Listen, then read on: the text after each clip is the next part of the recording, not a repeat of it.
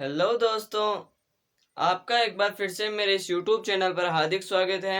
और आज हम जो हमारा संसाधन वाला टॉपिक जो समझ रहे थे उसमें हमने समाप्ति के आधार पर और उत्पत्ति के आधार पर संसाधनों के प्रकार समझ लिए थे। कुछ दिनों से हमारी जो क्लास है वो रेगुलर नहीं आ रही है। अब से लगभग हमारी जो क्लासें हैं वो रेगुलर लगेगी।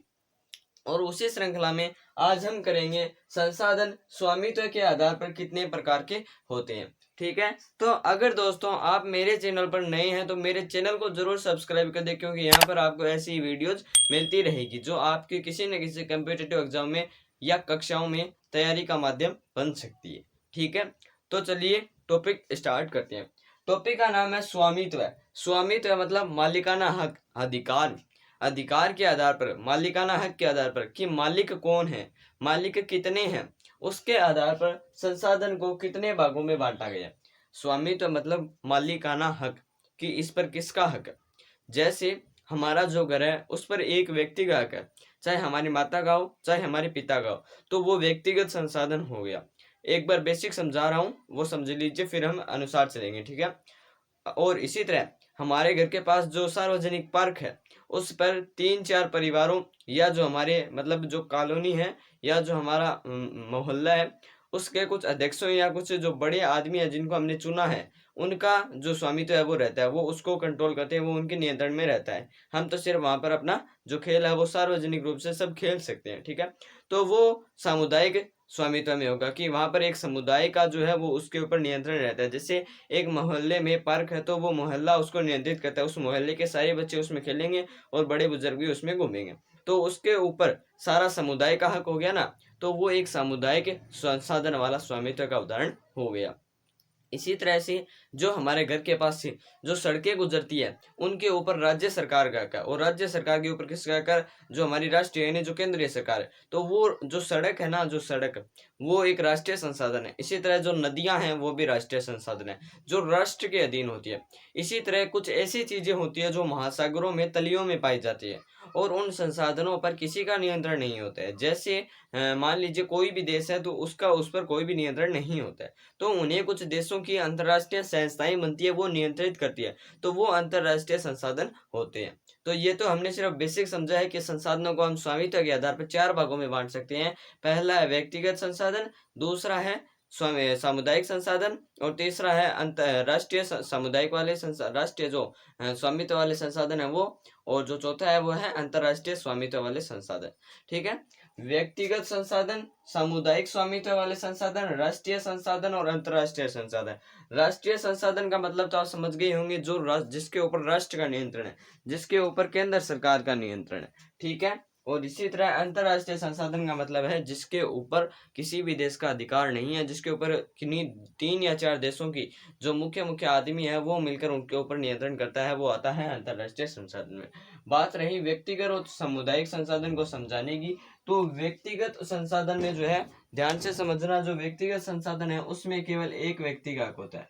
सामुदायिक संसाधन में 2 या 2 से अधिक आदमी हो सकते हैं जिनका इस संपत्ति पर अधिकार होता है। तो व्यक्तिगत और सामुदायिक संसाधन केवल हम इतने से समझ सकते हैं कि वे संसाधन जिनका स्वामित्व एक व्यक्ति करता हो, वो संसाधन जो है वो व्यक्तिगत संसाधन आते हैं। व्यक्तिगत संसाधन का हम एक नाम और ले सकते हैं, निजी संसाधन। निजी संसाधन जो हमारे खुद के हैं वो निजी संसाधन, वो भी इसी में आते हैं, व्यक्तिगत संसाधन में।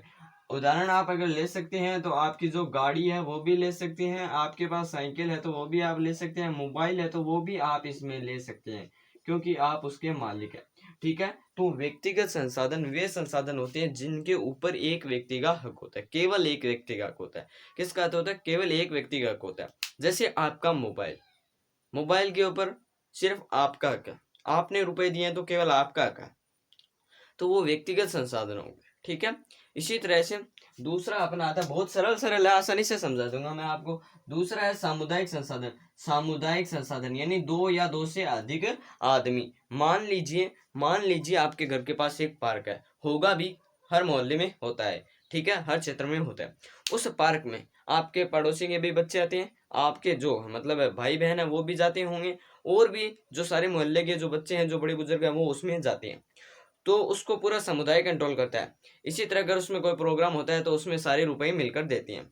जैसे मान लीजिए कोई भी पार्क में एक प्रोग्राम होना है तो उसके लिए सभी पैसे देते हैं, मोहल्ले के सभी लोग पैसे देते हैं कि आप भी दीजिए, आप भी दीजिए, सभी मोहल्लों का वासियों का जो है समान योगदान रहता है। तो वो उसके ऊपर किसका कंट्रोल हो गया? उसके ऊपर समुदाय का कंट्रोल हो गया, और इसीलिए हम उसे कहते हैं सामुदायिक संसाधन। उदाहरण, वे संसाधन जिनका स्वामित्व दो या दो से अधिक व्यक्ति करते हैं। उदाहरण आप ले सकते हैं सार्वजनिक पार्क, सार्वजनिक पार्क। इसी तरह से जो गांवों की जो मतलब भूमियां होती है ना, जो गांवों की भूमियां होती है, जैसे हम जहां पर अपना जो कोई भी खत्म होता है या कोई भी मरता है तो हम जो अपना शव दफनाते हैं, तो वो जगह भी जो है वहां पे सारे दफनाते हैं। तो वो भी एक सामुदायिक स्वामित्व में आया है, सामुदायिक संसाधन है। वो भूमि जो है वो सामुदायिक संसाधन है, उस पर कोई भी व्यक्ति जिसके परिवार में कोई भी मतलब खत्म होता है वो उसका शव वहां पर दफनाता है। ऐसा आप अपने गांवों में देखते होंगे, जो गांव वाले हैं वो इस बात को बहुत ही आसानी से समझते हैं। ठीक है, बात करते हैं तीसरे संसाधन यानी राष्ट्रीय संसाधन की। ये थोड़ा डीप है तो इसको आपको थोड़ा ध्यान से सुनना होगा। तो डीप संसाधन मतलब राष्ट्रीय संसाधन क्या है?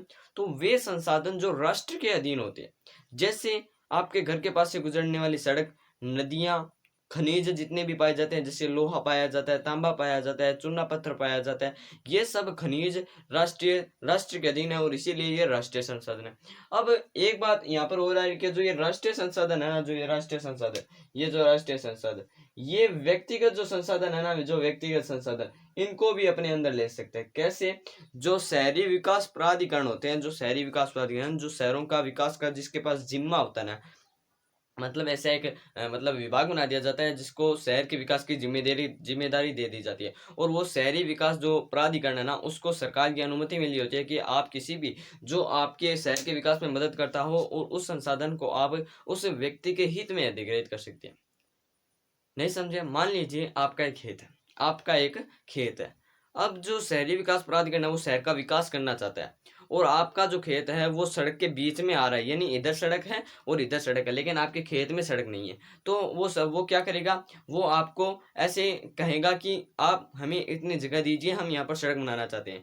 तो वो आपके हित में ही, आपकी भलाई के लिए ही आपको कुछ लाभ देगा, और उसके चलते वो उसमें अंदर से रोड बनाएगा और सड़क बनाएगा, और वहां पर भी जो है सड़क बन जाएगी। तो शहरी विकास प्राधिकरण जो है वो शहर का विकास करने के लिए आम आदमी के हित में, आम आदमी के मतलब उसके तरफ होकर, उसके पक्ष में होकर, उसके विपक्ष में होकर नहीं, दबाव देकर नहीं, उसके पक्ष में होकर, उसको आराम से समझा भुलाकर और उसको कुछ लाभ देकर जो है वो उसके ऊपर कुछ भी कर सकती है। जैसे मान लीजिए आपने मैंने जो आपको खेत वाला उदाहरण बताया है, वो खेत में सड़कें बना दी, पुल बना दिए, तो इसके लिए वो जो व्यक्तिगत संसाधनों का है वो अधिग्रहण कर सकती है। शहरी विकास प्राधिकरण को सरकार ने यह अधिकार दिया हुआ है, और इसकी जो सिंपल परिभाषा है वो यही है कि वे संसाधन जो राष्ट्र के अधीन है।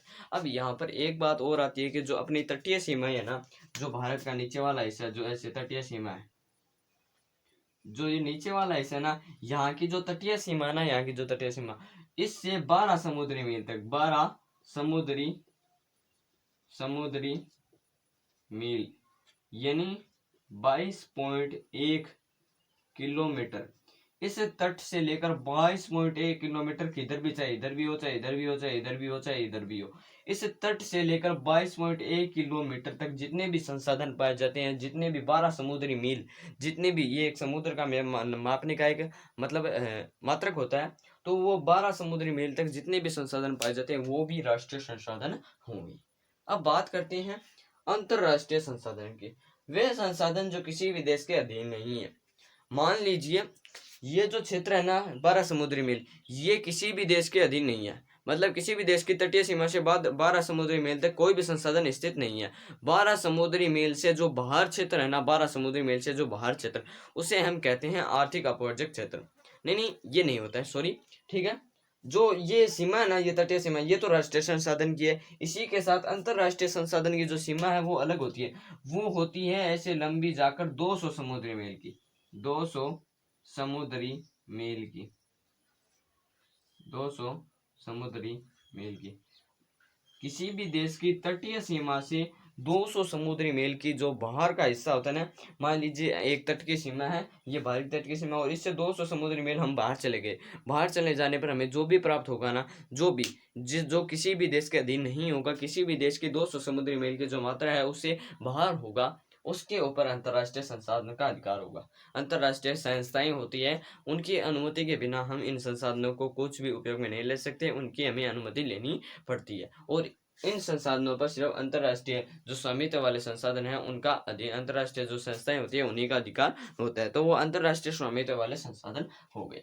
देखिए, देश की तटीय सीमा से, किसी भी देश की तटीय सीमा से 200 समुद्री मील की जो बाहरी हिस्सा होता है ना, जो बचा हुआ हिस्सा, 200 समुद्री मील तक तो अपना हो गया, लेकिन जो बाहर का हिस्सा ना, उसे कहते हैं आर्थिक अपवर्जक क्षेत्र, यानी बिना अनुमति के प्रवेश नहीं करने वाला, वर्जित है वो, ठीक है।